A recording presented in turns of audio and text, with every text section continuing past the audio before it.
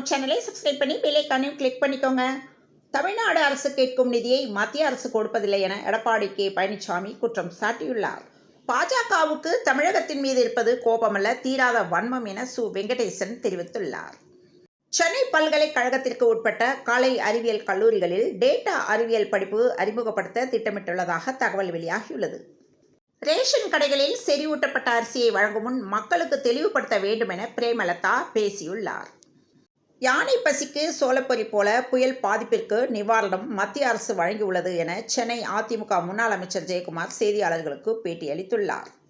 போதைப்பொருள் விற்பனையை இரும்பு கரம் கொண்டு அடக்க வேண்டும் என டிடிவி தினகரன் கோரிக்கை விடுத்துள்ளார்.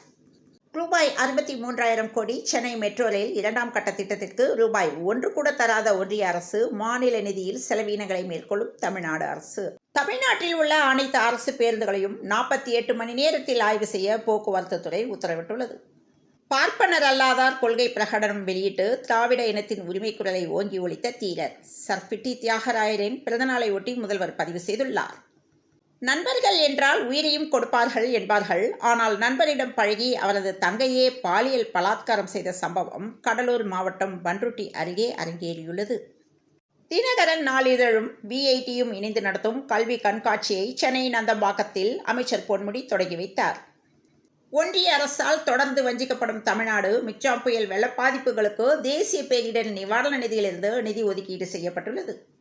நீலகிரி மாவட்டத்தில் தேயிலை தொழிலுக்கு அடுத்தபடியாக மலைத்தோட்ட காய்கறிகள் தான் அதிக அளவில் பயிரிடப்பட்டு வருகிறது. இந்த நிலையில் அங்கு கடந்த சில வாரங்களாக கோடை அனல் வெயில் கொளுத்தி வருவதால் குளம் குட்டைகள் வறண்டு கிடந்த நிலையில் காய்கறிகள் விலை கிடுகிடுவென உயர்ந்ததால் பொதுமக்கள் கடும் அவதியுற்றனர்.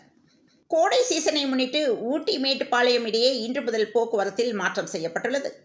ஈரோடு பெரியவலசு கொங்குநகர் 3வது வீதியை சேர்ந்தவர் பொன்னுசாமி. இவர் அதே பகுதியில் கடந்த பல வருடங்களாக வீடு மற்றும் கடைகளுக்கு தேவையான பர்னிச்சர் பொருட்களை தயார் செய்து விற்பனை செய்து வருகிறார். இந்த நிலையில் பர்னிச்சர் கடையில் பயங்கர தீ விபத்து ஏற்பட்டு ரூபாய் 10 லட்சம் மதிப்பான பொருட்கள் சேதமடைந்தன. கடும் வெயில் காரணமாக ஓய்வு எடுப்பதற்காக கொடைக்கானலுக்கு முதலமைச்சர் மு.க. ஸ்டாலின் 29ஆம் தேதி வருகை தர உள்ளார். கோத்தகிரி அருகே கொடநாடு அருகே உள்ள ஈலாடா கிராமத்தில் ஈலாடா தடுப்பணையின் நீர்மட்டம் கிடுகிடுவென சரிவடைந்ததால் குடிநீர் தட்டுப்பாடு ஏற்பட வாய்ப்புள்ளதாக தகவல் வெளியாகியுள்ளது. தேர்தல் அதிகாரிகள் பறிமுதல் செய்த ரூபாய் 68,000 பெற 2.25 கிலோ நகைகளை அணிந்து தொழிலதிபர் வந்துள்ளார். ஸ்ரீரங்கம் ரங்கநாதர் கோவிலில் சித்திரை தேர் திருவிழா நாளை கொடியேற்றத்துடன் தொடங்குகிறது. ஈரோடு மாவட்டம் கணபதி பாளையத்தில் காதல் திருமணம் செய்த இளம்பெண் தற்கொலை செய்து கொண்டதால் இறப்பில் சந்தேகம் உள்ளதாக கூறி உறவினர்கள் போராட்டம் நடத்தினர்.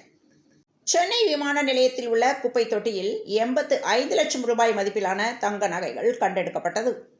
கல்லூரி மாணவிகளை தவறாக வழிநடத்த முயற்சி செய்ததாக பேராசிரியை நிர்மலாதேவி மீது தொடுக்கப்பட்ட வழக்கின் தீர்ப்பை ஏப்ரல் 29ஆம் தேதி அறிவிப்பதாக திருவல்லிபுத்தூர் மாவட்ட விரைவு மகளிர் நீதிமன்றம் தெரிவித்துள்ளது.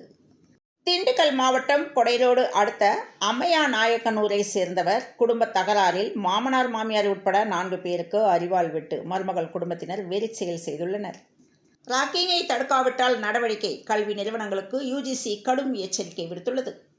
சென்னை கீழ்ப்பாக்கத்தில் உள்ள பச்சையப்பன் கல்லூரி மெட்ரோ ரயில் நிலையம் அருகே அபிநயா என்ற கல்லூரி மாணவி நடந்து சென்று கொண்டிருந்த போது செயின் பறிப்பு நடந்துள்ளது. இதுகுறித்து போலீசார் விசாரணை நடத்தி வருகின்றனர். உலக கோப்பை வில்வித்தை போட்டியில் காமோன் கலப்பு அணிகள் பிரிவில் இந்தியா 3 தங்கப் பதக்கங்களை பெற்றுள்ளது. சமவெளி பகுதியில் வெப்ப அலை வீசுவதால் ஏற்காட்டில் சுற்றுலா பயணிகள் குவிந்துள்ளனர். தொடர்ந்து 2வது நாளாக தங்கம் விலை உயர்ந்துள்ளது. நடுத்தர மற்றும் ஏழை எளிய மக்களுக்கு எட்டா கனியாகிவிடும் என்று நினைக்க தோன்றும் அளவுக்கு தங்கம் விலை தொடர்ந்து அதிகரித்தது. நேற்று தங்கம் விலை சவரனுக்கு ரூபாய் 360 உயர்ந்த நிலையில் இன்று மேலும் உயர்ந்துள்ளது. அதன்படி சென்னையில் ஆபரண தங்கத்தின் விலை சவரனுக்கு இன்று ரூபாய் 120 உயர்ந்து சவரன் ரூபாய் 54,160க்கு விற்பனை செய்யப்படுகிறது. தொடர்ந்து இணைந்திருங்கள் பிரபாஸ் கதமம் செய்திகளுடன். மீண்டும் மற்றும் ஒரு செய்தியில் சந்திப்போம். வணக்கம்.